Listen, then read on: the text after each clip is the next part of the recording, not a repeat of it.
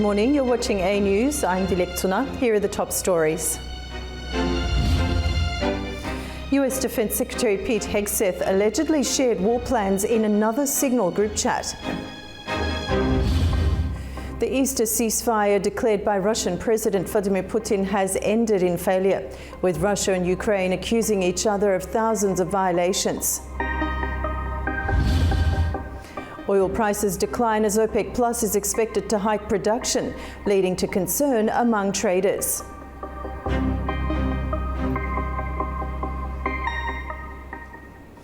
Defence Secretary Pete Hegseth is under scrutiny after allegedly sharing details of a March attack on Yemen's Iran-aligned Houthis in a messaging group that included his wife, brother and lawyer.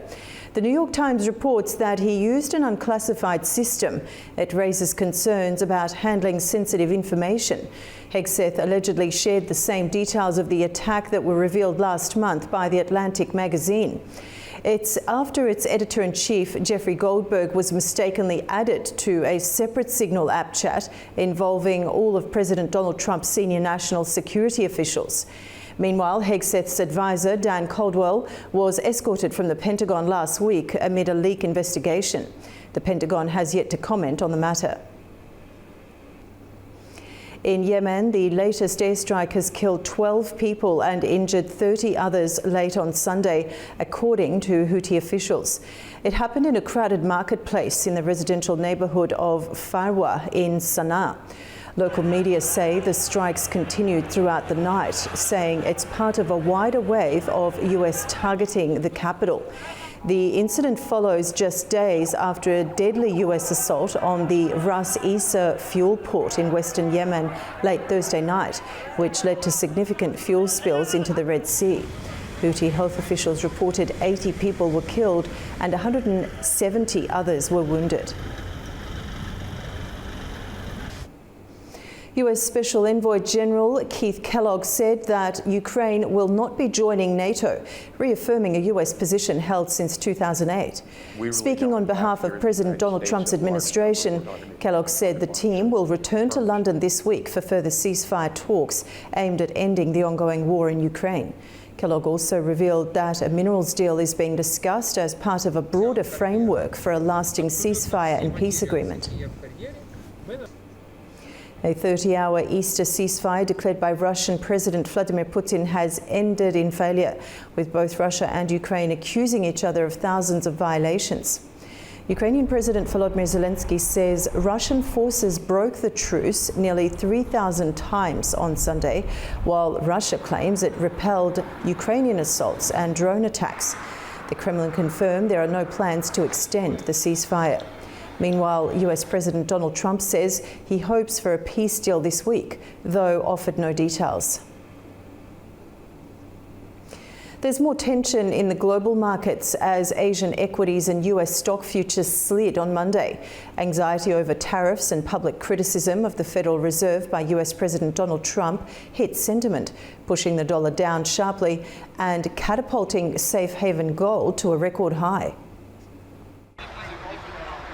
On Monday, the Asian and US stock markets saw declines, and the value of the dollar also dropped. Experts say it's because of President Donald Trump's pressure on the Federal Reserve and concerns over trade tariffs. Last week, Trump sharply criticized Fed Chairman Jerome Powell, and now his team is discussing the possibility of removing him from his position. This could pose a serious threat to the independence of the US central bank. On Sunday, many Asian markets began to rise. The Japanese market opened slightly lower on Monday as a strong yen put pressure on exporters. In South Korea, the KOSPI index opened up by 0.06%. China, particularly the Shanghai Stock Exchange, rose later in the day as tensions in the trade dispute with the US seemed to ease. Because of Trump's tariff policies and pressure on the Fed weakening the dollar, it's led to the euro reaching its highest level in 3 years, and the yen reaching its highest level in 7 months. The Swiss franc also strengthened against the dollar. Investors are waiting for financial reports this week from technology companies such as Alphabet, Intel and Tesla. These corporations are facing significant value losses in 2025. Additionally, gold prices have reached a record level, increasing by 26% this year. The trade dispute between the US and China continues. While Trump has stated that negotiations are going well, China demands that the US should show respect first.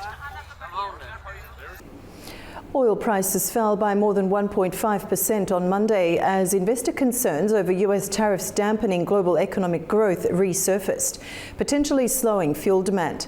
Brent crude dropped 1.6% to $66.86 a barrel, while US West Texas Intermediate fell 1.7% to $63.57 a barrel. OPEC Plus is still set to boost output by 411,000 barrels per day in May, though overproduction in some countries may offset this. Meanwhile, prices also declined as some supply worries eased following signs of progress in nuclear talks between the United States and Iran progressed on Saturday.